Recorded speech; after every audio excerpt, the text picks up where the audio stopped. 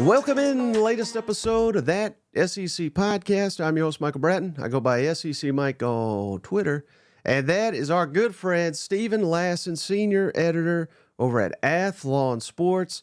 Stephen, week one's in the books. How's it going, my friend? Back. It is also funny to me that the optimism has increased in some places. It has decreased in some others. The hot takes are flying, the I told you so's, but man, it's just great to have college football back. I should ask you, how are you doing? Because the SEC went 1-3 in the big showdown. So I need to know how the voice of the SEC, you and Cousin Shane, are handling this difficult Monday. Well, hey, I'm going to correct you because I believe you like Vanderbilt. That fool Danny Cannell, did not count Vanderbilt. That was the best game of the weekend, and the SEC came up huge. So I will correct you, sir. 2-3, 2-3, which is obviously not great, but it's probably better than last year when the SEC embarrassed itself. But this weekend, and this is something I spoke with Cousin Shane about recently. I'm curious to get your thoughts on it.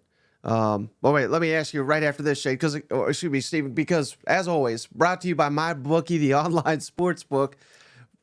Do not want to go another second without giving a shout out to our presenting sponsor. Head on over to MyBookie online sportsbook. Put in that promo code that SEC. That's THATSEC. They're willing to match 100%, Stephen, of your initial deposit right now at MyBookie with that promo code that SEC. Exclusively for our audience. So head on over there. Don't listen to Stephen and I and our picks. Fade our picks. Listen to Cousin Shade. But speaking of the SEC being 2-3, Stephen, this week, week two, we're going to talk about a lot of these games here. But is this potentially a defining week for the conference in terms of narratives? Because we all know the SEC is the best conference out there, no doubt. But given that we're in this 12-team model, given that this committee is going to have to be judging, how's a 10-2 SEC team factor against a 10-2 Big Ten team, or a 9-3 SEC versus a 10-2 ACC. There's going to be so many of these conversations that if the SEC doesn't have a good showing in week two in these non-conference games, I think it could really hurt them with that committee. Would you agree?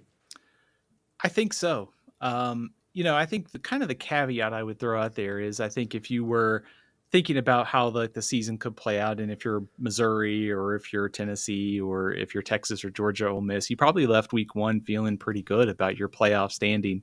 Of course, LSU is in the hunt and they lost on Sunday night, but I do think we're starting to compile some resumes, and Notre Dame's win, I know there's a long way to go, was pretty big for their playoff hopes. It was, especially when you go on the road and get a win like that.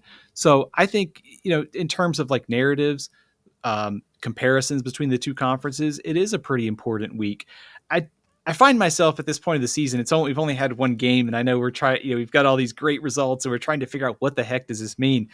I always sort of kind of default to a couple things, and I don't know if this sort of guides my answer a little bit more, but I always believe it's never as bad or never as good as it looks for the most part. There were a few things that maybe were as bad as they actually appeared. I always don't try not to overreact. You see teams go from week one to week two that are better.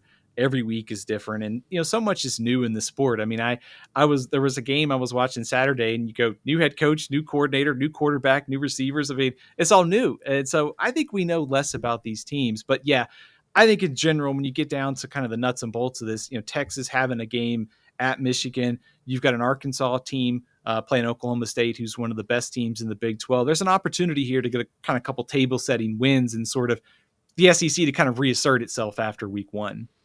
And I want to throw this up, Stephen. This is one of my favorite things to do during the football season, but this is a scoring efficiency for all 16 SEC teams, and this is very easy formula. That's why I like it, because I'm not a math guy, but even I can do the math on this one. And it's simply if you're in the top right, and if you're just listening back later, top right is elite, and we got Auburn, Arkansas, Ole Miss, Alabama, and Kentucky right now leading the way. Texas, Missouri, Oklahoma, Georgia, Tennessee, and Mississippi State, basically all there have basically aced their first exam whereas your bottom left here is Florida, arguably the worst, A&M, LSU, South Carolina, and Vanderbilt. Again, Vanderbilt, not quite bad there in terms of offense, and South Carolina good on defense. But why I love this metric, Stephen, it's simply how many snaps did you have and how many points did you score via those snaps? How many snaps did you face and how many points did you give up based on how many snaps you had? And I get it. It's very easy. You have to take in the quality of the opponent, of course, and all the teams, not South Carolina, but the rest of them played difficult competition while the top right played easier and in some cases cupcake competition. So this will play itself out more and more as the season goes along. But I wanted to start with that, Stephen. Who kind of smashed the narratives or at least changed your narrative, your preconceived notions week one based on the results on the field? Does anyone stand out, good or bad? I think we should start with the bad, unfortunately. Florida. Oh, boy. Man, what an idiot that Steven guy is for picking Florida. What's wrong with him? I believe that was that no, you had LSU and A&M as your locks, didn't you? Should have picked Georgia. I don't know what I was thinking. I'm blaming you for that because you asked me at the last minute. So yeah. And I had Florida as my lock. So we're just two lock fools right over here. Yeah, but not a great week one. But you know what? We were going to spend all week in the film room. We're getting back to the basics. Our team's flying around to practice this week. We're going to get week two sorted out. So we'll start with Florida. I mean, I think the thing that was alarming to me about the Florida game was all offseason, there was kind of the narrative, and I bought into it, that they were going to be better this year. It was the best roster that Billy Napier has accumulated. And I think to some extent the roster thing is for sure. They didn't look like it on Saturday. It didn't look like a team that improved at all from last season. In fact, they look worse than they did last year. Some of that is certainly Miami. I think Miami's definitely the favorite in the ACC, but they looked overmatched in the trenches. I thought the other thing that was alarming was Miami just looked faster. They look more athletic. That's not the way I think when you think about a Florida-Miami matchup, you think of two teams that should be pretty equal based upon who they recruit in that area. But man, just all in all, there was just the worst possible scenario for Florida in week one. It's one thing to lose a close game. It's another to get blown out at home in a kind of a important narrative table setter kind of game for Billy Napier in Florida. So completely changed the narrative. I thought they could get to a bowl game this year. Boy, I am selling all my stock right away because I'm not seeing it. This looks like a team that could be worse than they were last year, if that's even possible. Well, let me ask you this, Stephen.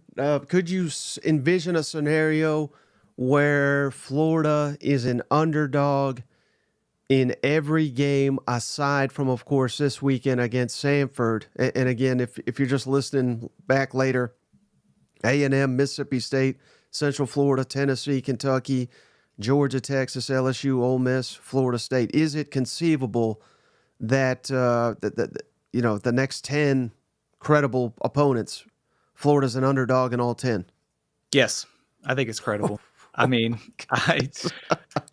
we get out of your basement. Stop making fun of old Billy down here. I full caveat, we probably should see how Mississippi State looks this weekend against Arizona State. But there is a real danger, I think, of this kind of spiraling if you're Florida, because Mike, you and I talk about this in the offseason. There's like a proof of concept, right? I mean, you have this optimism. It sort of snowballs and you're trying to get to that top and you start winning games and you go from 5 to 7 to 9. And all of a sudden you have this loss where you were blown out at home and there's a lot of questions, even more so. The noise is only going to start getting louder. Never good when your head coach is talking about fans in his basement. And, you know, you got the dreaded vote of confidence from the AD on Friday.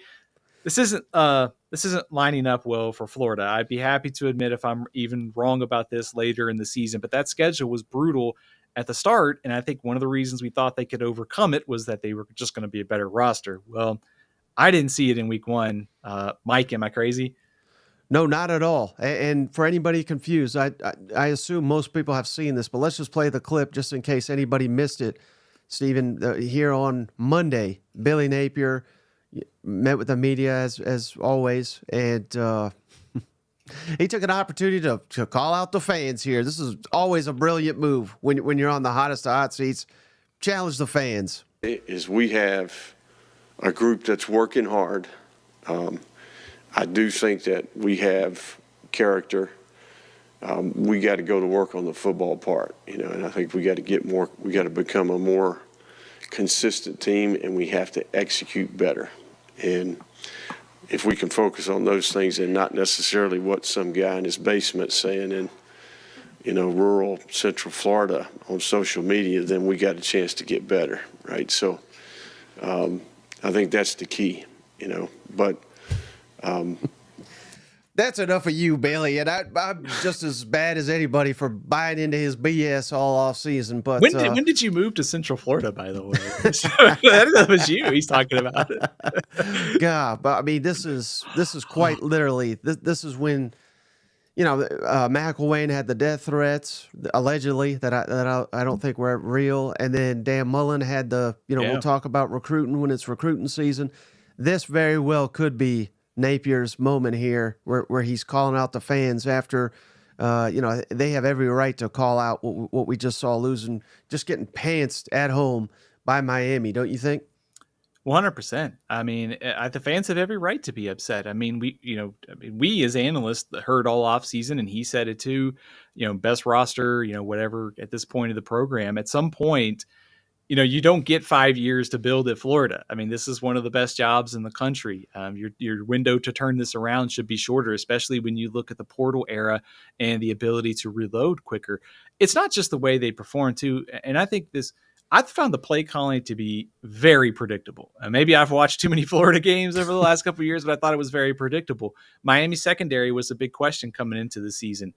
I didn't see them try to attack it enough in this game. And there's like the second and long running plays that just make no sense to me sometimes. So all in all, this, I think by year 3, you'd be expecting to see some improvement, and I'm just not seeing it. And it's never a good sign when you start blaming the fans, you start talking about execution, you start talking about all these things. None of those things are going to help you beat Texas A&M in a few weeks, Tennessee. The list can go on and on. So the vibes are not good right now for Florida. Yeah, certainly. And man, I'm just shaking my head. Now, can we go silver lining here, though, Steve? I mean, maybe we're overreacting. I know you're not prone one to overreact. I certainly am. I'm not as bad as Shane. Shane's ready to fire a guy after a drive here. But, what is the possibility? Maybe Miami is just elite of elite. You said it yourself. Probably the favorites now to win the ACC. Maybe they're like a top 5 program. Is that possible? And then somehow because I've seen this before. I mean, of course, last year didn't go too well, but they got beat pretty bad in the opener. They turned it around. They ended up going 5-2 before things, the cart ran off the road quite a bit. But again, what are the odds that Miami's maybe they're just outstanding, and Florida is maybe close to like a 500 type team? It's possible, I think.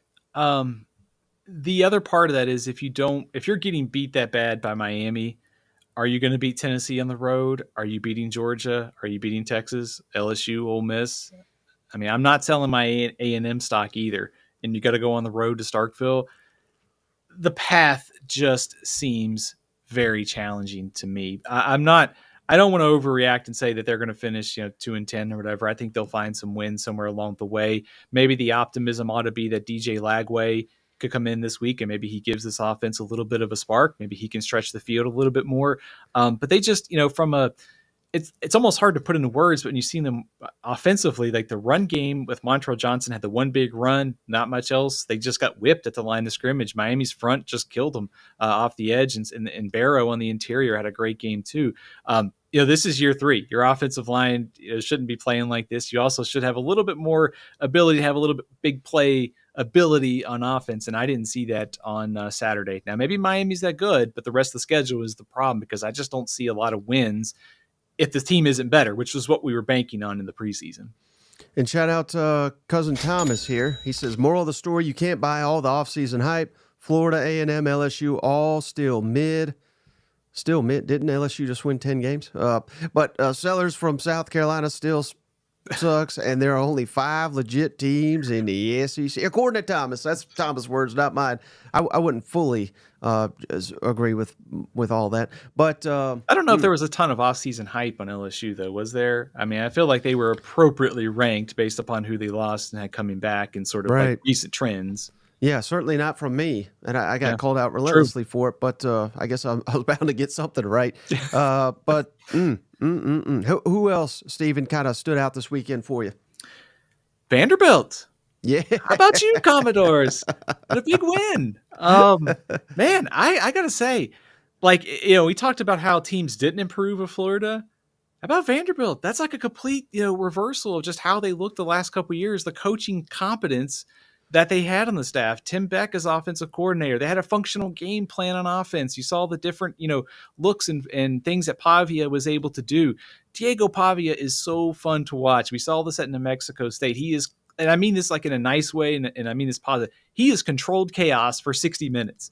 It is fun to watch, and he is going to be a handful for the rest of the SEC. And we saw Clark Lee's defense, and Brent Pry from Virginia Tech, I think at halftime, said something that Vanderbilt threw some stuff at them that they weren't expecting. And you saw once Virginia Tech kind of settled in, they were able to get some things going. But man, that's a huge win for Clark Lee. Just that's a good shot to get to 4 non-conference wins, be able to find 1 win, maybe in SEC play. Getting to a bowl game is going to be a challenge, but all of a sudden, I think, you have to upgrade Vanderbilt's power rating by, certainly a good little bit, because they didn't look like a team that was going to finish 2-10. They're going to be very, very pesky to some of these other teams on the schedule. right. And I'm sure we'll talk South Carolina soon here, Stephen. But I'm not writing that off as an automatic win for the Gamecocks any longer. Right. That's my words, not yours. But that's one. Who knows what Kentucky will be looking like? They'll be coming off Georgia and Ole Miss games. So again, I'm certainly not saying they're going to be losing all these games or anything like that. But all of a sudden, LSU late in the year. The wheels could come off. Again, they'll likely be underdogs in every conference game. But all of a sudden, Vanderbilt looks like, about what Vanderbilt at the very minimum should be. And that is a team that could be pesky, that can upset you if you don't play your best football, as opposed to someone that you basically treated as a bye.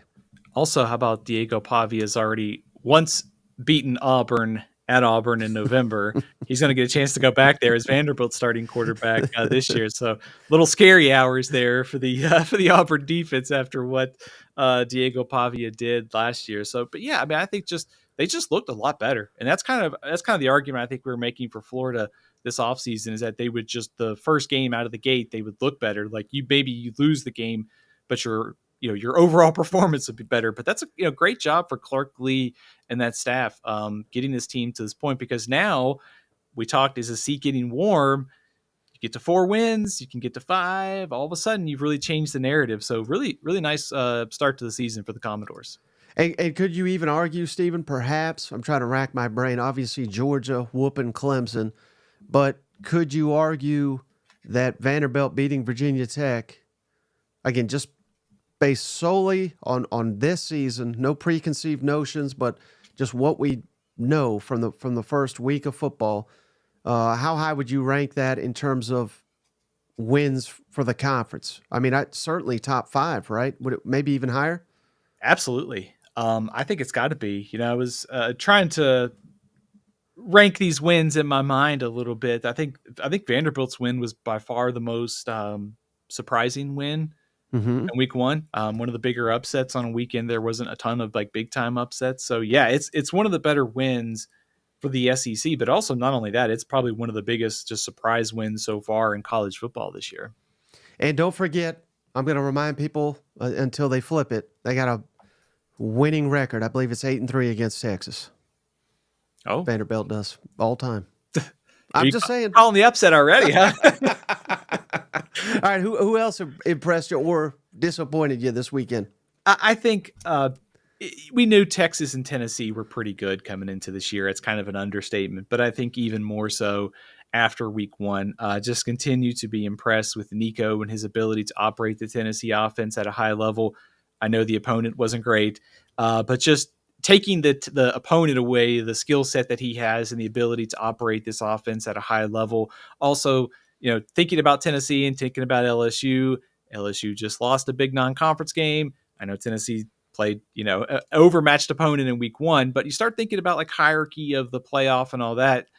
Tennessee's got a good chance to really sneak into this thing if they can go 10-2, and losses like by LSU and Texas A&M, some of these teams in that second tier start to add up. So Tennessee, impressive. Texas, very impressive as well. Colorado State, I'm very high on in the Mountain West. I thought Texas just, pummeled them. And not only that, it's just the depth and the waves of talent that this roster has. Really impressed just overall. Was already very high on them, probably even higher on them after week one. And a few others, on the other side of things. Obviously, Texas A&M, just the whole the performance on Saturday night. I think Notre Dame had a lot to do with that. I think that Notre Dame defense is one of the best in the country. The way they can get after you in the trenches, the way they can cover on the back end. I think that had a lot to do with the struggles offensively for Texas A&M. But I think there was a little bit of disappointment, I think, in how they played. South Carolina as well. Old Dominion, you and I talked about this. They had a track record of playing close games against everybody. But, man, I would like to see the South Carolina team be a little sharper in the passing game, be a little sharper along the line of scrimmage in the first game of the year against an overmatched opponent. And I didn't see that. Full caveat that teams will get better and they'll show more, but probably not the performance you wanted if you're a South Carolina fan. Yeah, I really want to ask you about those last two. So let's go just in the order you did there, Stephen. A&M. Very disappointing, particularly on the offensive side of the football. Any surprise that Connor Wigman, I'm not advocating for him to be benched already. I think that would possibly be a little extreme, but I would have probably sat him during that game at some point because he was so ineffective and just didn't seem comfortable. And sometimes you could take a guy out, have him on the sidelines for a drive or two. Are any surprise that they didn't at least attempt that? Maybe a little bit. Jalen Henderson and the mobility that he has. Maybe you could throw him in for a series, try to shake things up a little bit. Maybe it's a little bit of a hot take. I'm not willing to blame Connor Wigman for everything because I do think, and I should say, I did get a sense there in the second half he was maybe sensing pressure that wasn't there. So like ghost pressure. I do think the offensive line has got some issues they need to clean up. Now they just lost their starting center. I think receivers weren't getting open. But how much of that is Notre Dame too? I mean, this defense for Notre Dame is really good. I know that Notre Dame has kind of faltered on the big stage before, but this defense travels. And we saw this, I mentioned it in the preview show. They got 4 or 5 guys that could be All-Americans here. And if you just go position by position, they're top 10 in the country, defensive line, linebackers, and secondary. This group is legit. So I almost wonder if A&M played McNeese State week 1, they struggled against Notre Dame week 2, we might have a little bit different reaction. But yeah, in general, I think, and we saw Mike Elko talk about this on Monday, just doing some different things offensively. Maybe getting a little bit more to Connor Wigman's strengths, but he's got to play better. But the rest of the cast has to play better too. Hey, shout out to cousin Benjamin. He just gifted a donation to cousin Harry over here. So man, these cousins are great, Stephen. They've been donating every show to one another, and still. Cousin Shane does not have he's not a member. I can't believe it. But going on that theme, I really wanted to ask you that, Stephen. Was that a surprise? Because I think it's wise not to put it all on Wigman. It's cliche as hell, but it's true. These quarterbacks get too much credit when they do well. When the team does well, they get too much blame when the team doesn't do well. But again, he was clearly off. Wigman was. Very, and he's owned that already. But to your point, the receivers. I mean, there was no separation. I didn't notice hardly at any point. A lot of operational issues. It was kind of like what you anticipated Notre Dame would run into. It was A&M that was having the operational issues. Is that a surprise that a team that is recruited as well as A&M seemed to be? I didn't see Moose Muhammad out there. I don't know what was up with that. Maybe I missed it, but they seem to be lacking explosive playmakers, and that is something Billy Lucci told us when Reuben Owens went down, that he was going to be that guy. It seems like they're missing that guy right now. It really does. I thought I saw Moose Muhammad played maybe like a handful of snaps, not many, like maybe 7, I think is what the final tally. Now, I could be totally wrong about He that. may have worn those arm sleeves again. We just can't have him out there with them sleeves, apparently. Was Jimbo calling plays for A&M? Because it certainly did. I was pretty disappointed in Colin Klein, his debut. Now, like I said, it's week 1. I don't want to overreact, but I think came into the year with pretty high expectations about his willingness to adapt to things, and didn't really see that in game 1. I suspect that we'll see a lot of changes for week 2 and week 3. But yeah, I am a little bit worried about the playmakers at receiver. And I think coming into the year with Noah Thomas and Moose Muhammad and Ja'Day Walker, it didn't really seem like that was a glaring issue. Like if those are your trio of receivers and you throw Bussy and the tight ends, it doesn't feel like that should be an issue. Am I crazy, Mike? No, I mean, again, maybe I have no respect, quite honestly, for Notre Dame. Maybe I should, but Notre Dame should never out-athlete a team of A&M's caliber in this conference. That's just my opinion. But how about this last thing I got on A&M? Then I want to start asking about South Carolina. Is it fair to say, 2 weeks from now at Florida, is that an elimination game perhaps for both Florida and A&M? I think so. I think for Texas A&M, I think given the schedule that they have, the fact that they can get those top games at home, you get Missouri, LSU, Texas, all those games are at home. If you can turn this around, you could bounce back really fast into the picture to be in the SEC, mix for one of those top teams. Playoff tier, it's a long way to go this season. You could pick off LSU, Texas, and Missouri, and you're right back in it. I think on the positive side for A&M, I think the defense was, I think as advertised. I think if there is a point of disappointment, is that defensive front should have owned Notre Dame's offensive line. They had their moments certainly in that game, but Notre Dame's had a true freshman, a redshirt freshman starting on the left side, and they were able to eventually get some things going on the ground. Riley Leonard did some things on the ground too. I just expected that group to dominate a little bit more, and in a close game like that, and I respect the heck out of Notre Dame's defense. I like I said, I think it's one of the top 5, maybe even higher than that in the country. If you needed one play coming into that game, you had to like A&M's chances, with Wigman and some of the skill talent that they had. They just couldn't get anything going. So I think it goes back to one of the kind of hard parts of the early season is we've seen something on tape. Now, what kind of adjustments do they make? And I think A&M will adapt, and I'm still pretty optimistic about where the season ends, but certainly not the way Mike Elko wanted to start his tenure at Texas A&M. No, it just reminded me of classic A&M big games where they come up totally short, to be quite honest. Hey, shout out to Cousin Zach. He just gifted a membership to Cousin Shay. So Cousin Shay's a member of the channel. That's awesome. Hey, Mike, let me throw something out there. Let me go maybe like reverse kind of psychology on this. If you're Texas A&M and you heard guys like me and you and others talk about A&M and how they could be, this or that in the preseason, and they just got humbled in week 1. And as opposed to this building, like had they beaten Notre Dame and they would have gotten McNeese State, and we'd be talking, they're 2-0, they're maybe in the top 10, and they may have gotten one of their probably the worst performance they could have out of the way in week 1.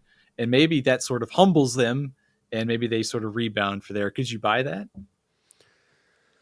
Yeah, but I need to see it, Stephen, because that was just such a ugly performance. Other than I thought the defense certainly looked good until the second half. They kind of wore down, but I don't know. It just looks so disjointed, and maybe this is why Mike Elko said, "Don't give us this hype." There's been very few people that have been as kind to A&M as I have been, and yet even I said, "Why in the hell is this team ranked? What have they done? How about they earn that? They should not be ranked. They prove that. Again, Notre Dame could be top 5, top 10, I don't care, but A&M should not be ranked. They have not done anything to do that. And the fact we're sitting here saying, well, Florida, which looked like one of the worst teams in the SEC, that's going to be your prove it game. Even if you win that, you shouldn't be ranked, in my opinion. So perhaps, but that is a little too optimistic for what I saw Saturday night. And I'm not trying to completely trash the Aggies, but this was not quite what we're not even close to what I thought we were getting from them. And they've got they got a lot of ground to make up, if that makes sense. Yeah, they certainly do. I think there's certainly it's hard. Sometimes it's hard in the preseason to figure out what the proper level of optimism should be. And for a team like Texas A&M that has recruited so well, but also underachieved, and you sub out Jimbo Fisher for Mike Elko, you get a coaching upgrade, you have the right talent in place. There's just a reason why it hasn't come together, but also maybe a little bit of patience is in order. But also they're still, we talked about, there is still plenty of time to get this back on track. So they are going to be one of those teams that I think will be taking out some frustration this Saturday on McNeese State, poor McNeese State. And, that Florida game suddenly looks pretty important because, after that you get Bowling Green, Arkansas, and Missouri. So the next stretch could be pretty critical for this team to kind of show it's back on the right track. Now, one I'm much more concerned about, though, Stephen, and again, I'm trying not to overreact, but they even won the game, I'm more concerned, and that's South Carolina, which they looked kind of awful outside of the defense, making some big-time play. Without the defense, they would have got blown out in that game, like legitimately. And even the defense had some massive busts, again, against Old Dominion, of all teams, and I don't know, Stephen. It was like everything you said about Sellers to start the offseason before you came around. Remember there was talk, this guy could be future NFL, first-round NFL pick. I'm like, oh, my God. I'm not trying to bury the guy, but he didn't look – I don't know. I don't know what the hell they were doing with the game plan, running him 22 times, I believe it was, against Old Dominion. That was foolish. They seemingly had no receivers. They had one big pass play that was dropped. You barely notice Nick Harbor out there. He's supposed to be fastest player in the country, arguably. So I don't know, Stephen. That was the worst win I have seen in a long time in the SEC. I don't know if you caught this, but Shane Beamer was interviewed on the SEC Network, and he kind of gave kind of a cheery little interview. And then he turned away, and you could just see the relief on his face. Like it was also like, oh my gosh, like we could have lost this game. And it was not a look, I think, of a coach that was very happy after week one. But I think, a couple things stood out to me in that game for South Carolina. I think number one, I think a lot of optimism about the defense this offseason, and I think rightfully so. They got 5 sacks in that game against Old Dominion. The turnovers really were the big thing for them. Without those turnovers, who knows? We might be talking about Old Dominion winning this game, and all of a sudden things are looking a lot more bleak for South Carolina. They gave up the big pass play, obviously, for a touchdown, but came up with stops at critical times, got to the quarterback, good, kind of continuing what we saw at the end of last season. I think what's most concerning to me, though, is in a game like this, I wanted to see South Carolina be able to build some confidence for Sellers, be able to get on the same page as some of these receivers, and you didn't see that. 10 of 23, 114 yards, 41 of those yards came on the one pass play, and of course they did drop a big pass play as well. So not the most confidence-building performance that you take from week one with Kentucky coming up. A very good Kentucky defense and a pretty critical game for positioning within the SEC. So that was one of the uglier wins we've seen in the SEC in some time. I think the positive is you're South Carolina, you won. On the downside, I don't know you leave that game with a ton of confidence about your offensive line, your receiving core, or the progress overall of your passing game at this point. Now, I tried to spin it to Shane on our last episode. He wasn't buying it. I want to see if you will, Stephen. But South Carolina, in fairness, they have started slow, I think, every year under Beamer. Obviously, last year, yeah. So, I mean, they always do this. But I even though I think they're 3-1 in openers against, I could have that wrong, but I think they are. But, they generally start slow and they get better. Are you buying that they could do that again? Even though, I mean, it's difficult because there's no time. I mean, if they play like they did against Old Dominion, we are going at best 2-6 right out the gate.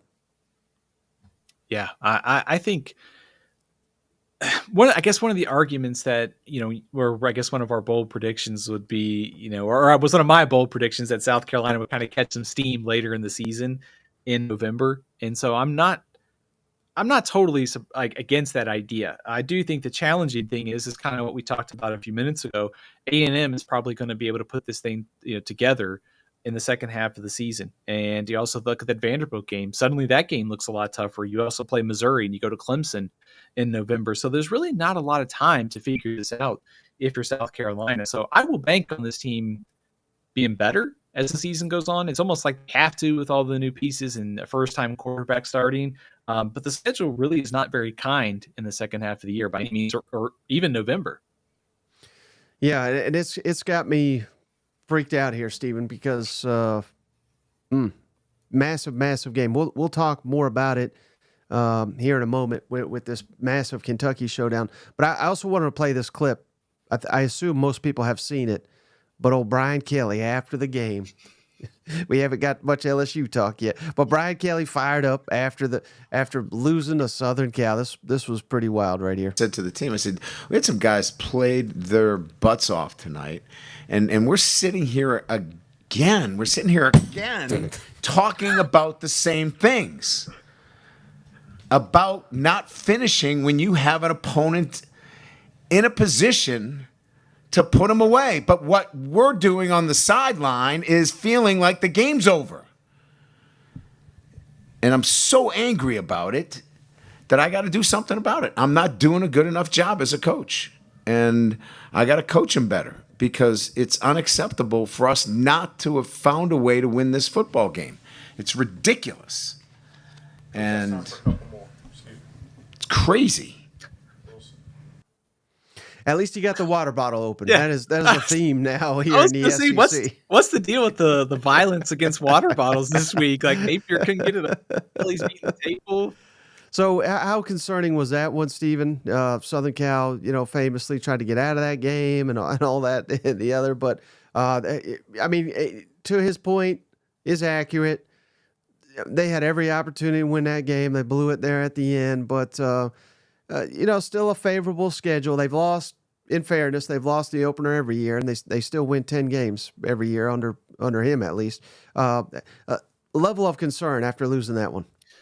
My answer might surprise you. I think it's relatively low, actually. I think USC's offense under Lincoln Riley, no matter who the quarterback is going to be, is always going to put up passing yards. Now, granted, I think LSU secondary has got a lot of improving to do, and that's kind of evident by what they've done in the portal the last couple of years. But their schedule with Nichols, South Carolina, UCLA, South Alabama, that's 4 games. Granted, that trip to South Carolina is probably not going to be super easy. There's a chance to get this thing kind of pointed in the right direction. Garrett Nussmeier was very good, too. I think all the offseason hype proved to be legitimate. I don't know where Kyron Lacey went in the second half, but it'd be probably ideal to get him more involved in the game like that. I think if you take it away, like the look test of the defense, it'll be a little better to me. The problem is going to be those things like, do they have enough overall talent on the side of the ball to lift this group into that next level, a top tier of the SEC? And I think that's where I'm still skeptical. But I do think that there's an opportunity with the schedule, good quarterback play, some improvement on defense throughout the year to turn this thing around and still be a factor in the top, 15 to 20 of college football this year. Should also note too, USC's defense was a lot better, I think, than we had anticipated. New coordinator, and they've got some talent on this side of the ball, but I thought they actually looked a lot better than I thought they were going to in week 1 of the season. Mm-hmm. And so one thing we really wanted to hit on here, Stephen, what is your panic level for some of these teams that either lost or nearly lost this season? Like which one are you most concerned about? Which ones are you least concerned? Let's do most concerned about first. Florida would be high after week 1, and not just high. It's like 5, like level 5 level panic high, just because of the schedule and the way they performed on Saturday. So I think Florida by far the highest of the highs in terms of panic right now. Yeah. I think that's Yeah. that's quite fair, Stephen, Yeah. because we don't even know. And again, I don't even know if there's anything to read into this, but I did share it, and a lot of people are picking up on it. But longtime Gator media guy, Pat Dooley down there, he was scheduled to have Scott Strickland on his podcast here on Thursday, and he said Strickland has postponed that without a reason being given. So again, that literally could be anything, but they're going to read that in as Napier's fired already. You know what I mean? There's sometimes like in a coaching situation, you can read the signs, you can read the room. I'd say it's probably not great when your AD is not wanting to do interviews right now or suddenly canceling for some reason, right? All right. So aside from Florida, who are you most concerned about? And it doesn't even have to be a team that lost. Well, I was going to say, like, I think on the tier of like most concerning to like least concerning, like A&M would be like a medium level concern and LSU would be like a low level concern. South Carolina would probably be somewhere between like middle and high at this point. It's only one game, but those Florida and South Carolina concern me the most in week one. I think LSU and A&M probably a little bit in that second to middle tier or lower to mid tier, if that makes sense. Right. So again, a lot of blowouts here, but that's kind of what we expected. Oh, I did want to throw this your way, Stephen. And again, this is I know it's always hard to comment on someone else's opinion or take, what have you. But I just listened to Bruce Feldman, who I'm sure you're well aware who that is. But the audience, he works for Fox. He works for The Athletic. I find him to be one of the best reporters and the farthest thing from a hot take artist as you can be in this media landscape. He said this today, Stephen. If LSU were to go 7-5, he thinks LSU would fire Brian Kelly. Would you go that far? That's very unlikely that given their schedule they do go 7-5. But was a comment that really stunned me. What would be your reaction to that? That's pretty surprising. I think my first question is who's going to keep that recruiting class together? Would be my first question.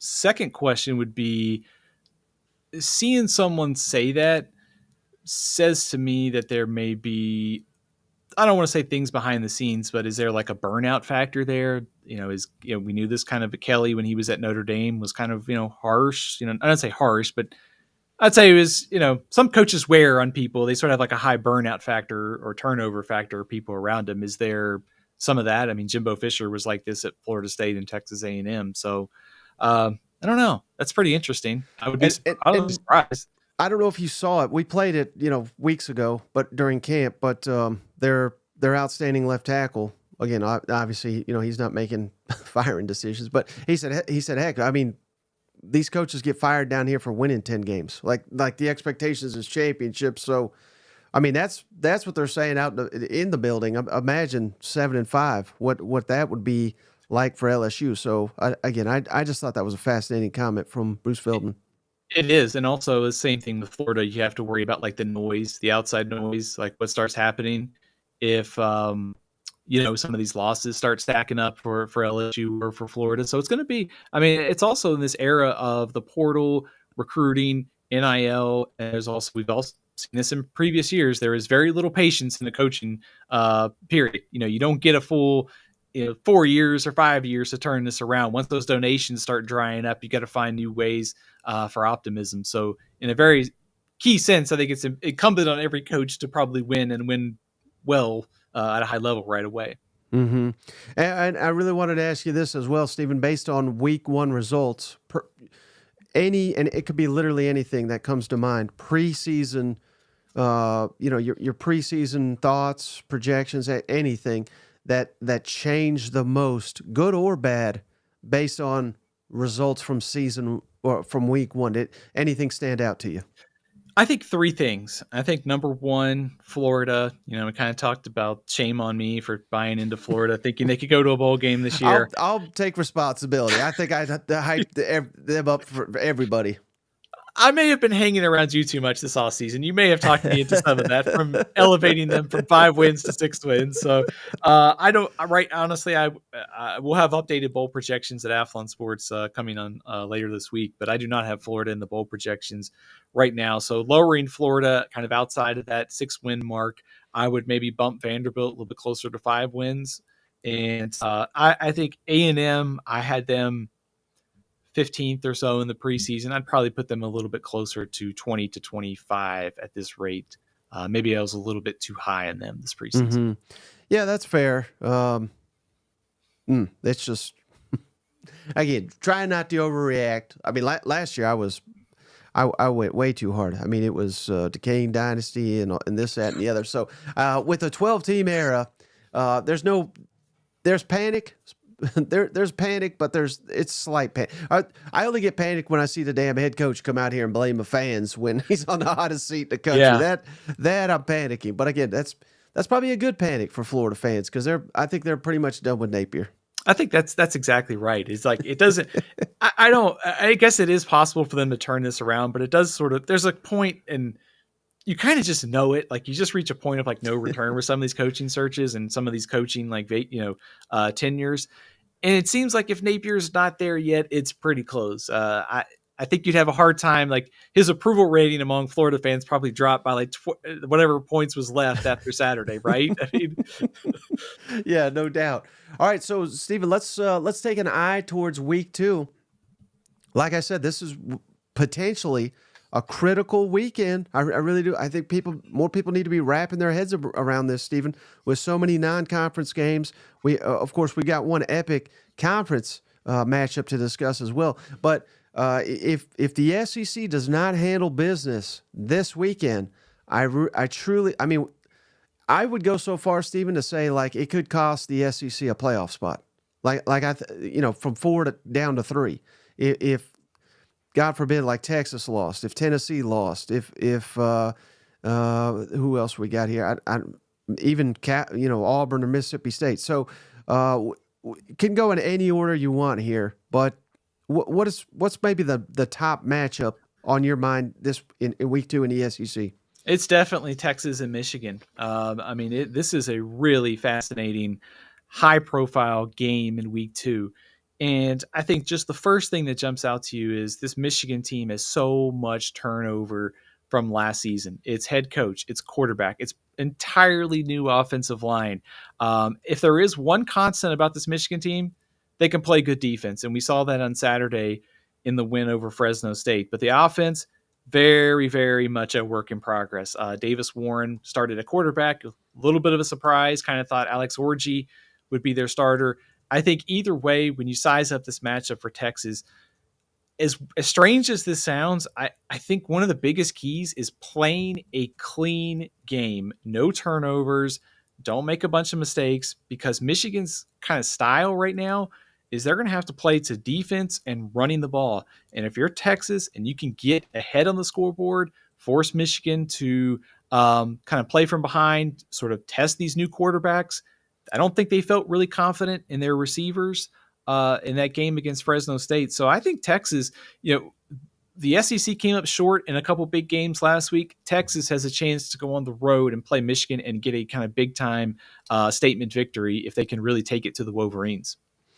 And clearly, if we just go off of week 1 results, Texas is going to destroy Michigan. But that's not necessarily how these play out. Again, right. Last year, Texas struggled against Rice, and then and Bama dominated. I think it was MTSU, and then we all know what happened on that day. So, you can't read too much into week 1, but just based on what I saw from Texas, I mean, I'd be stunned if they lost. I know I just said that, but I'd be stunned because they look like they look ready for prime time. I think there's a level of patience that you have to show, or I guess a level of like, let's not overreact too much to what we saw, kind of to your point. I think the problem that I would be worried about if I'm Michigan is you have two quarterbacks in a high profile spot who haven't proven they can stretch the field in a game like this. And Texas, obviously, Michigan's defense is pretty good, maybe one of the top 5 in the country. Texas is up there too. So they're going to come into this game saying, we're going to stop your running game. We're going to force you to throw. Can you do it? Because I don't know that Michigan's receivers can stretch the field here. So in a game like this, yes, we don't know a lot about Michigan, but I look at this as a quarterback making a second start. They've still got 5 new starters in the offensive line. I don't know. Do the receivers going to be able to beat Texas's defensive backs? I mean, this is a little different scenario. The line at 6, I'm not going to be surprised if some more people jump on Texas before Saturday. Mm-hmm.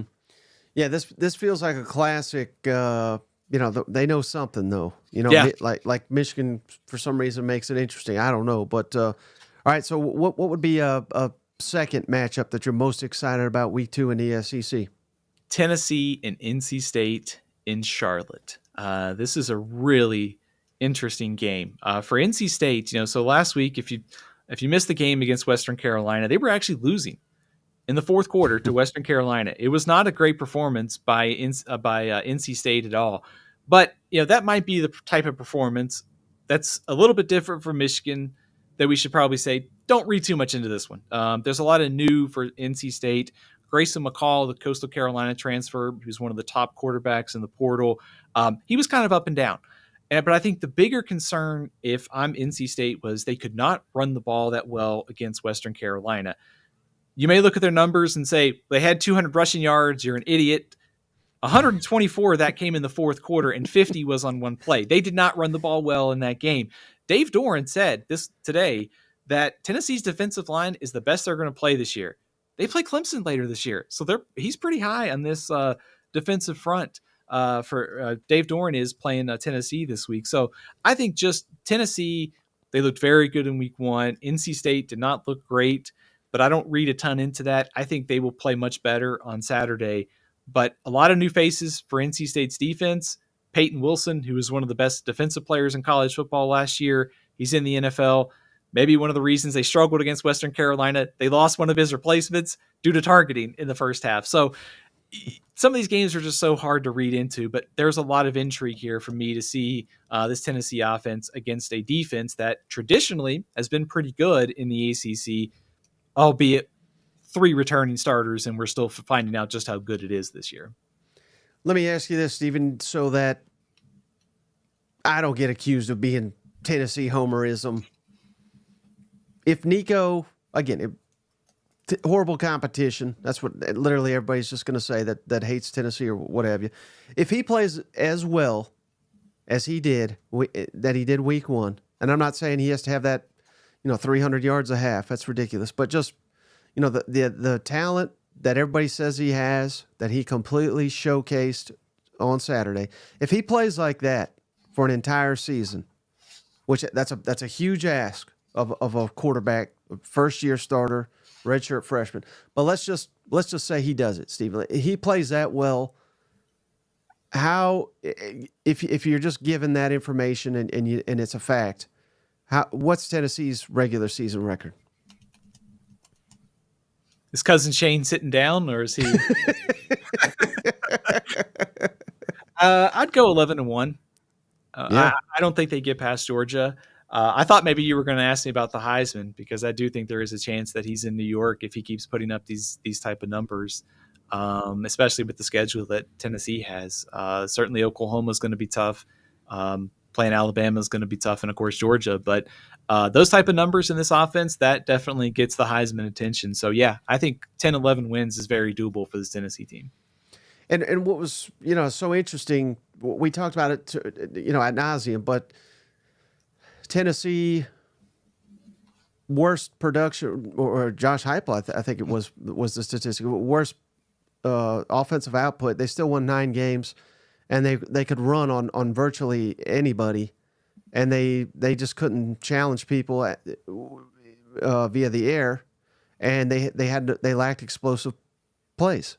Yeah, if they can challenge people through the air, and still have, it's going to open the running game even more. So, I'm trying not to go over the moon here, Stephen, but this literally could be the perfect fit for Josh Heupel's offensive scheme here.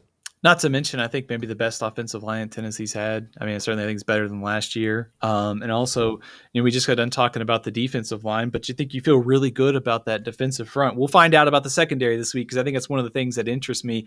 If you're a Tennessee fan and you want to know, like, who on NC State do I need to keep an eye on? It's without a doubt. It's Kevin Concepcion, the receiver.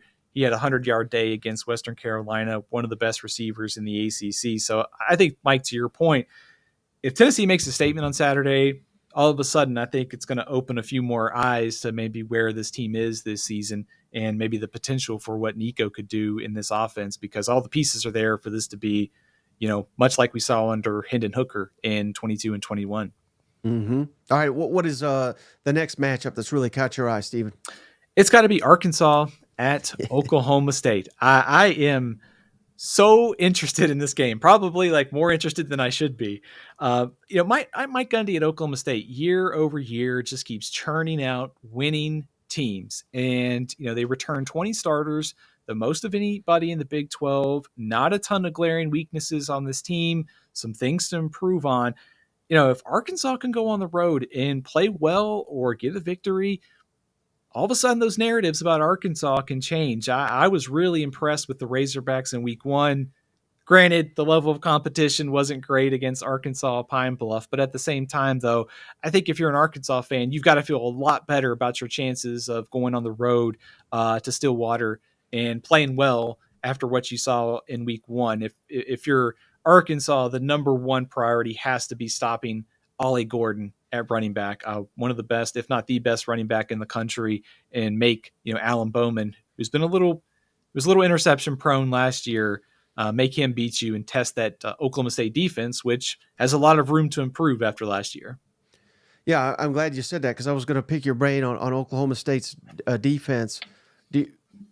Again, it was not the elite competition. I get it. But if Arkansas can play up to the standard that they played last week, and I'm not saying 70 points. I'm not saying a touchdown every possession because if they keep that up, Stephen, they're going to win the national championship, obviously. But, if they can play as well as they can, how many points do you think Taylor Green and Bobby Petrino and company can put up on a Oklahoma State team on the road?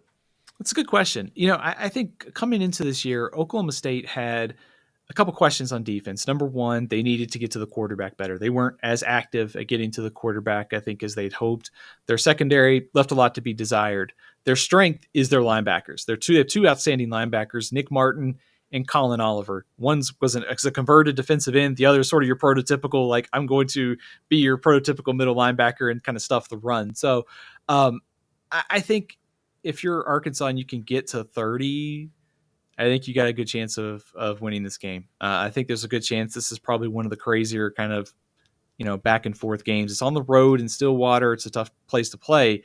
But this Oklahoma State defense gave up over 20 last week against South Dakota State. Granted, South Dakota State's probably the best team at the FCS, but still, they proved you can move the ball on them. Arkansas should be able to do that as well. And this could be a really big one for perception's sake. Yeah.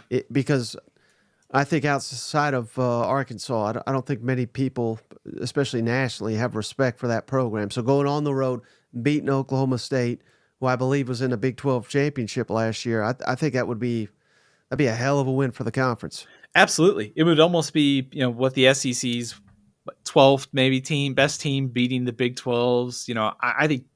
I think Utah and Kansas State are probably your two best Big 12 teams, but Oklahoma State's not that far behind. So you're looking at maybe your third best team, top 25 team. If Arkansas could pull that off, that's not only good for Arkansas, it's probably helps the SEC a little bit after last week. All right. Well, what is the next matchup you got your eye on, Stephen? Mike, it's got to be the Sunglasses Bowl. It's got to be South Carolina at Kentucky. Man, there's so many interesting storylines. I'm probably more interested in this game than a rational human being should be. But we talked about Kentucky earlier on. I thought a pretty good debut. It was hard to read a whole lot into that season opener because it was so choppy with the weather starting later and then stopping. But I thought Brock Vandagriff looked really solid. The running backs and the run game with all the new faces look good too. So nice start for Kentucky. And here's South Carolina, questions on the offensive line, questions about the passing game, questions about the receivers, going into Lexington against a really good Kentucky defense. So interested to see if South Carolina makes that jump from game 1 to game 2. And also same thing for Kentucky. Brock Vandegrift making his second start against the South Carolina defense that has made some progress since last season. So it's a good matchup, I think, and also pretty important being a conference game for these two teams.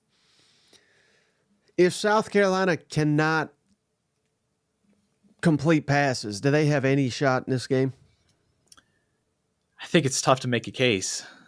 Because I'll look it up here again, but I remember highlighting this, and I realized it was a shortened type game, but Southern Miss ran for 5 yards against Kentucky. I mean, Kentucky could be dominant in terms of run defense, and they are going to be keyed in on that. You know, South Carolina, they may not score if they can't throw the ball. I mean, I think it could be that bad. I'm with you on this one, Mike. I think South Carolina's got to make a big jump, not only in the passing game, but at the line of scrimmage. And, you know, here's Deion Walker, here's J.J. Weaver, here's Jamon Dumas-Johnson. This defensive front's better than the one that they played against Old Dominion. Are you going to be able to get some push in the ground game? And that's where I think Lenore Sellers, his mobility will really be a factor here. He's going to have to make some plays, maybe some plays kind of off schedule, off balance. So I think South Carolina has to hit some plays in the pass game, whether it's a big play, a couple timely plays. If they can't do it, I don't see them winning this game, or frankly, I don't see it being, within the spread. I think Kentucky could easily cover.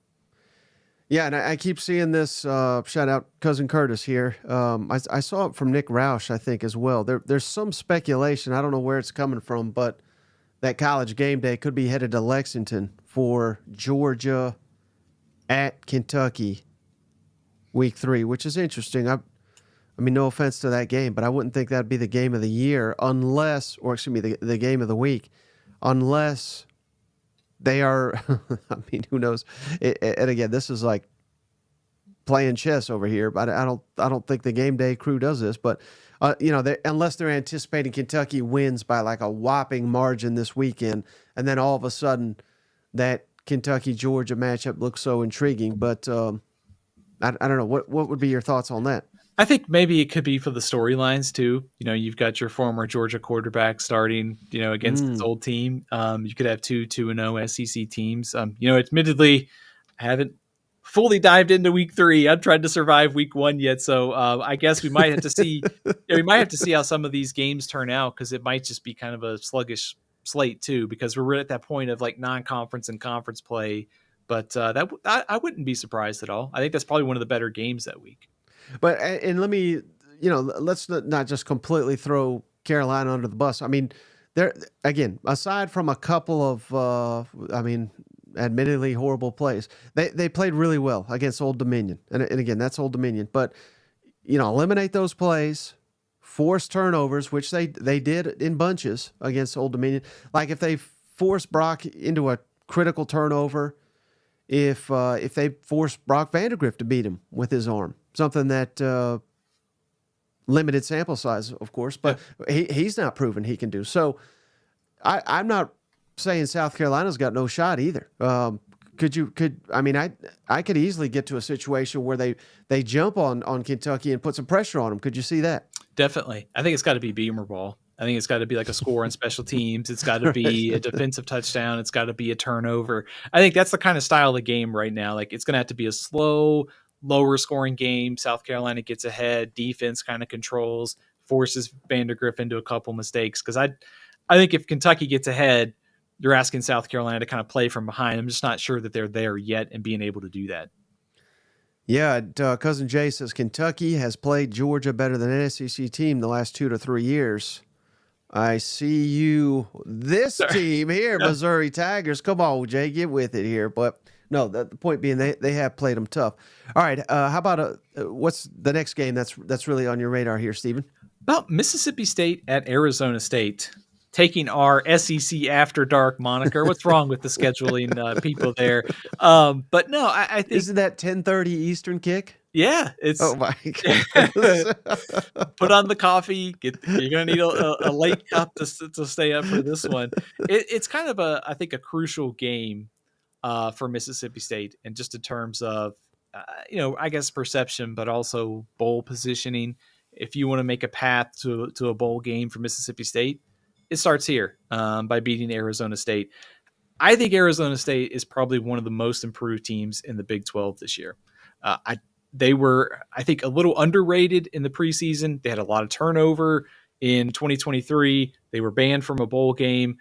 I think they might be a little bit underrated, and they smashed a pretty solid Wyoming team on Saturday night. Now, that doesn't mean that they're going to beat Mississippi State, but I think this team might be a little bit underrated nationally coming into this game. And Kenny Dillingham is their head coach, old SEC friend. They've been sort of building through the portal the last couple of years. And, I think a little bit of mystery still, a lot of transfers stepping into key roles. Sam Leavitt is their new starting quarterback.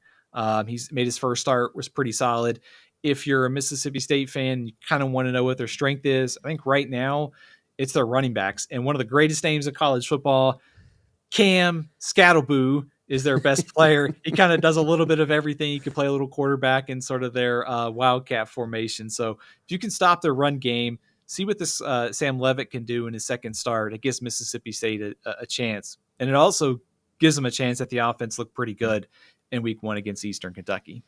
A real opportunity for Jeff Lebby to prove that the narrative, has changed, that the program's headed in the right direction too. So I would think, outside of Starkville, low expectations. So, yeah, I mean, I'm going to stay up for it. I don't know how many people will, but those that do we're going to find out a lot about Mississippi State on Saturday night. Oh, 100%. And also an opportunity without Kelly Akari and Corey Ellington. Doesn't seem like they're going to play based upon some of the early tea leaves this week out of Starkville, which you're down 2 of your better players. But I also think Mississippi State's offense, some of the skill talent we saw in that game, Blake Shapen looked very good. I know the level of competition wasn't great, but at least you head into this game with some confidence. And if you go into Tempe and get a big win, start 2-0, who knows what Florida looks like in a couple weeks? You got a chance to get off to a nice little start in Jeff Lebby's first season.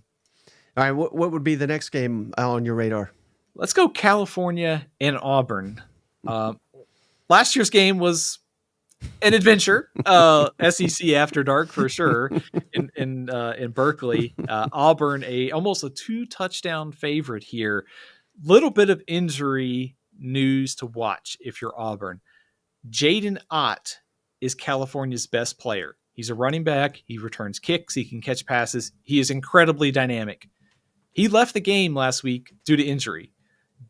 Haven't seen an update yet, so we'll have to see later this week what his status is. But if California is missing him, that's a big piece that's not in the lineup. And they have struggled on defense the last couple years with pass rush, secondary struggling, gave up over 30 points a game last year. So this is a real opportunity for Auburn. The passing game looked good. Competition noted.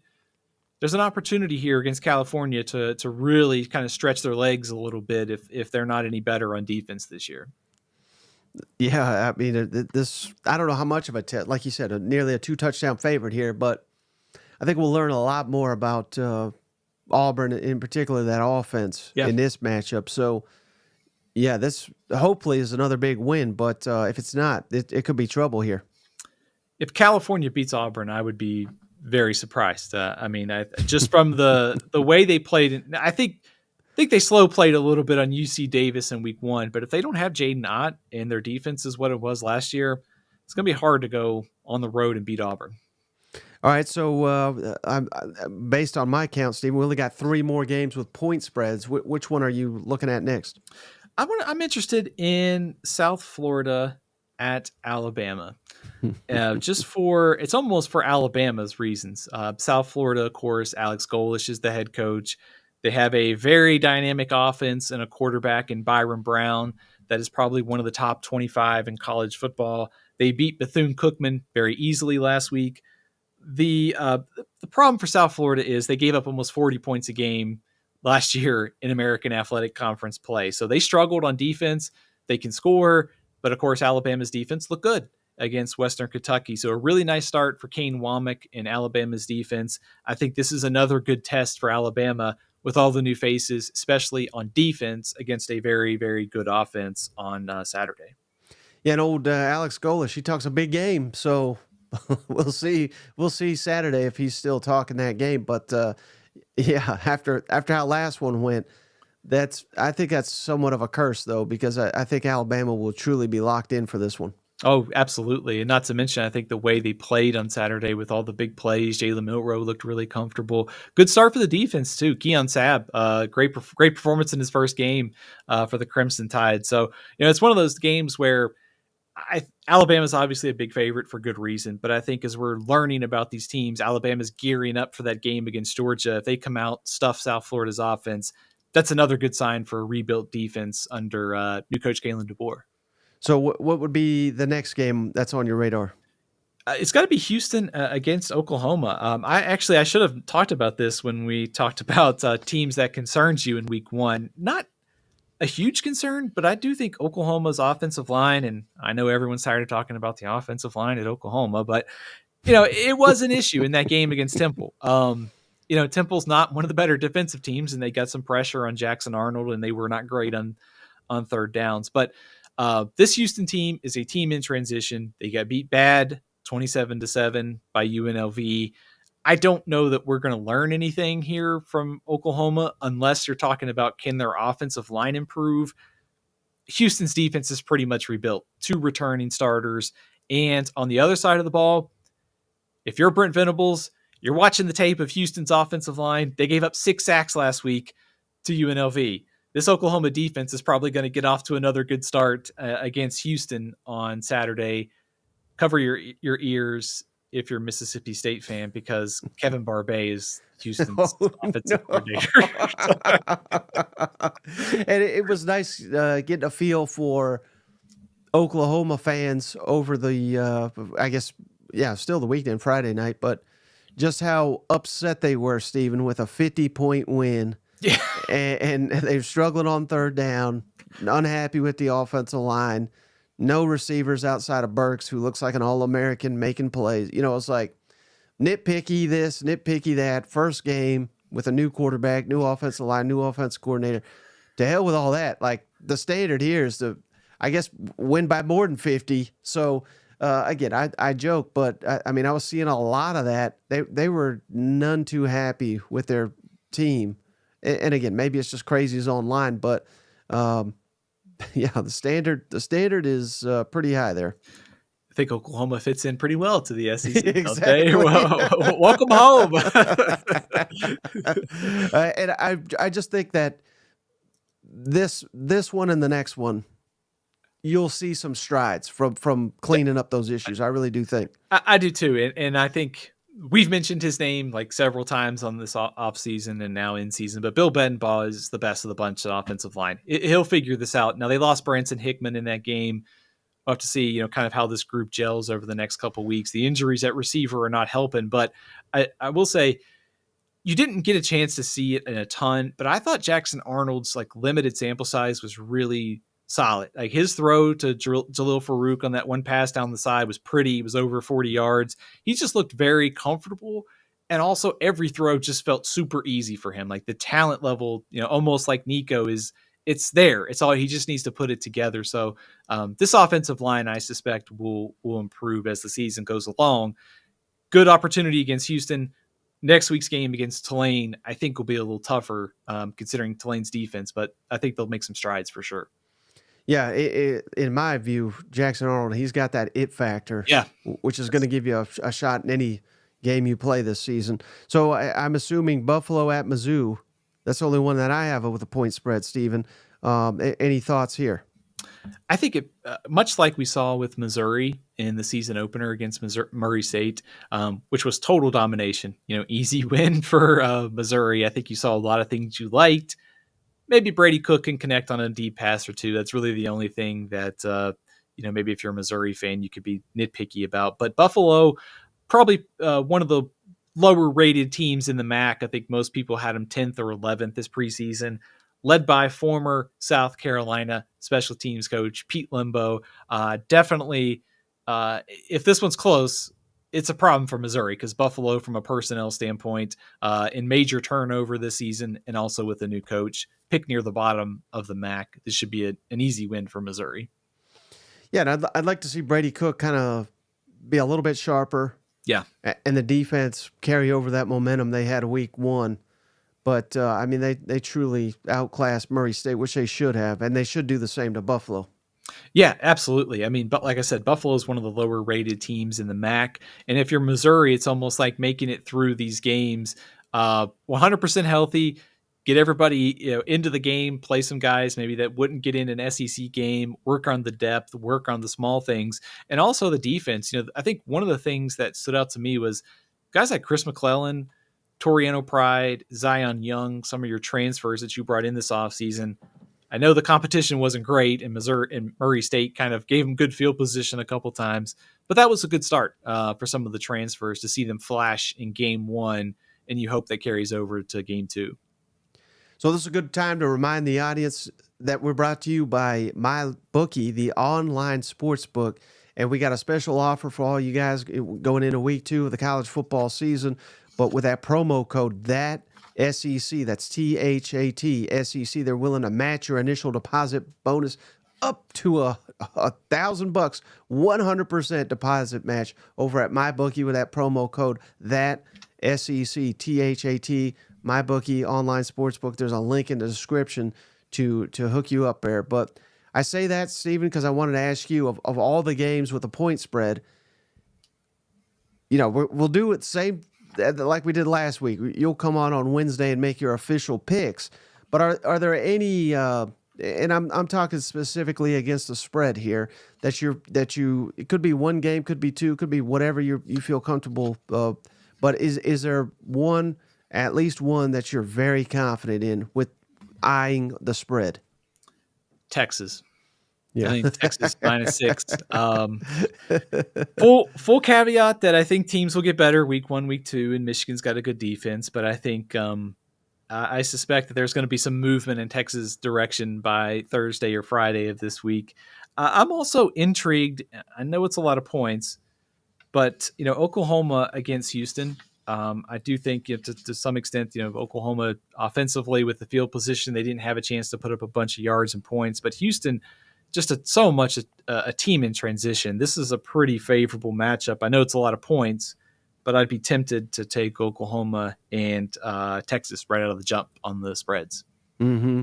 And then we got a lot of blowouts here. Well, I'm surprised. Maybe I just completely overmissed it. But I have not seen a spread for Ole Miss MTSU. But we got that one. We got A&M McNeese, Georgia Tennessee Tech, Florida Sanford, LSU Nichols, Vanderbilt Alcorn. I mean, these are the teams that didn't get the cupcakes week 1. They're getting them week 2. So maybe not even highlighting those teams, Stephen, but more the SEC teams. Anything that you'll be looking for specifically for each of the SEC teams that play here week 2?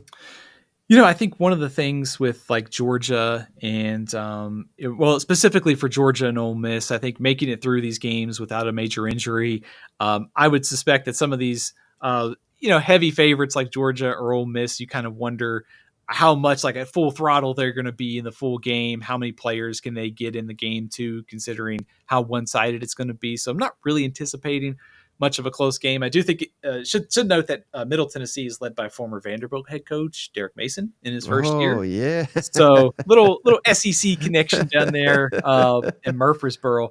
But outside of that, I think when I'm watching these games, A&M, Florida, and LSU, I think there ought to be some urgency and there ought to be some anger, and they ought to come out with some authority and handle their business on Saturday. So I'm looking for like things to feel better about after these games in week 2, and also just kind of taking care of their business almost. Mm-hmm.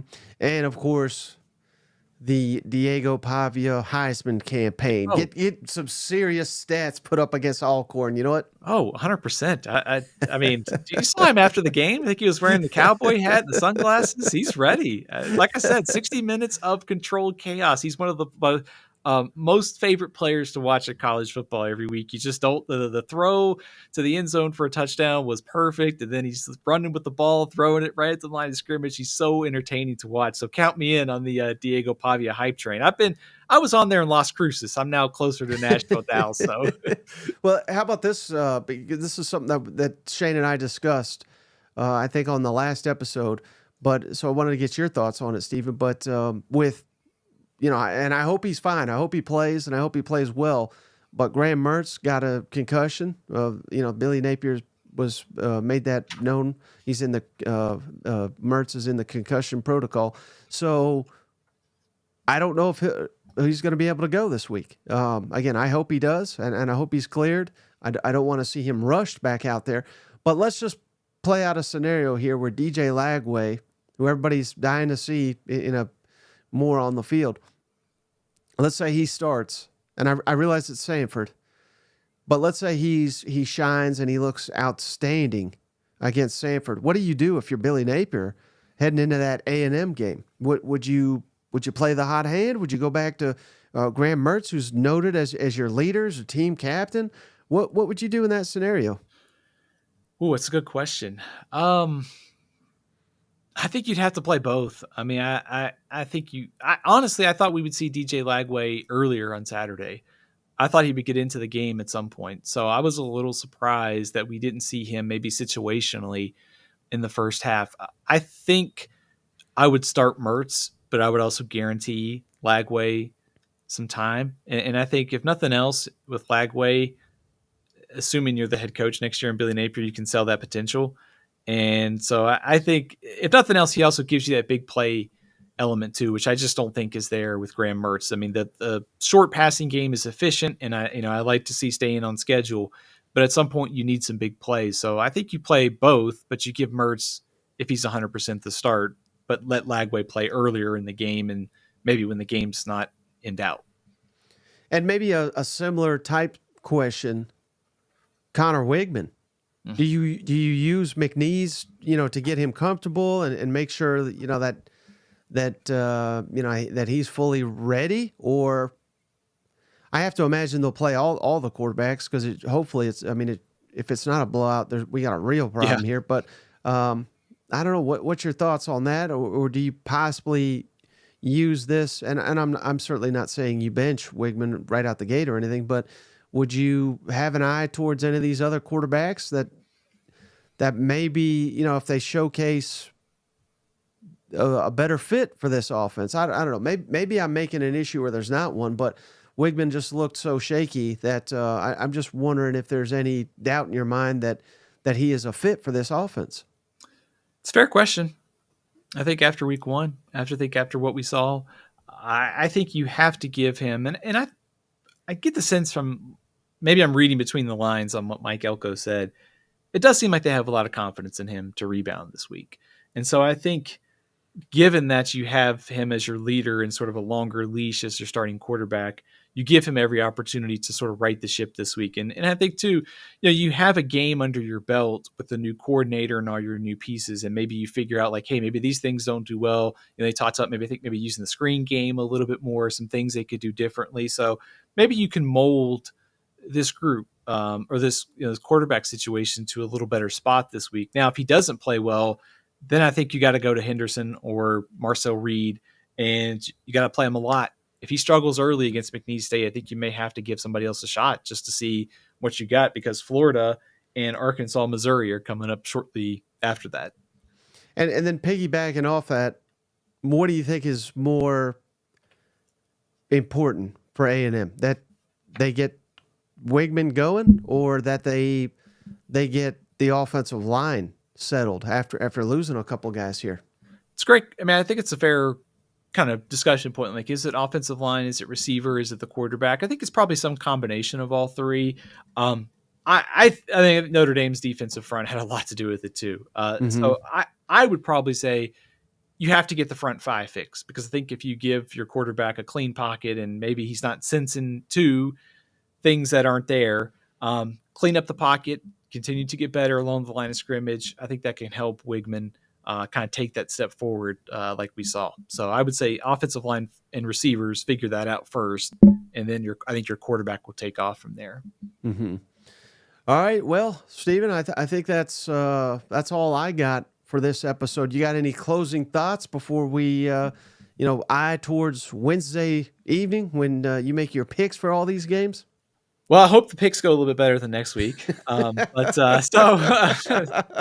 you we should have just retired after 2-0 in week 0. What are we doing? But no, it's great to have college football back, and I love all the what do we make of this result and all the games a week. What's coming up in week 2. So looking forward to it. It's a short turnaround to week 2, but I'm here for it. I'm just so excited. College football is back. I couldn't sleep Friday night into Saturday. I'd watched games Thursday and Friday, but we had the full slate on Saturday. So, man, I can't wait for more games this Saturday. Yeah, well, thank you again, Stephen, for spending so much time, putting in so much work to make this show better. We really do value all your insight and your input. Before you go, as always, can you tell the people how can they follow you and how can they find your work? Absolutely. You can follow me on Twitter at Athlon Steven, and you can also follow me over on Facebook, Stephen L. CFB. I am also the college football editor of Athlon Sports, so come over to Athlon Sports and check out all of our writings, and we'll have bowl projections, playoff, all that stuff throughout the week, and also some stuff to get ready for week 2 as well. All right, Stephen. So, hey, we're just gearing up. We're just 1 week into this awesome season. We've already had people crying, tears of sadness, tears of joy. I mean, it's this weekend I think is going to even be better than the last. We'll still have some cupcakes, but not as many. And we got our first conference game. So, I love it, Stephen, that we had Thursday, Friday, Saturday, Sunday, and now even tonight there's a game. I don't know how, the wives, the girlfriends, I don't know how well they like it. So, but probably better for all our safety that moving forward, the games are all Saturday. So I will be looking forward to that. Don't call into a radio station either if you have if your family's in the house. Right. That's a great note to go out on, Stephen. Again, thank you so much. Appreciate each and every one of you for hanging out. We'll catch you on the next one.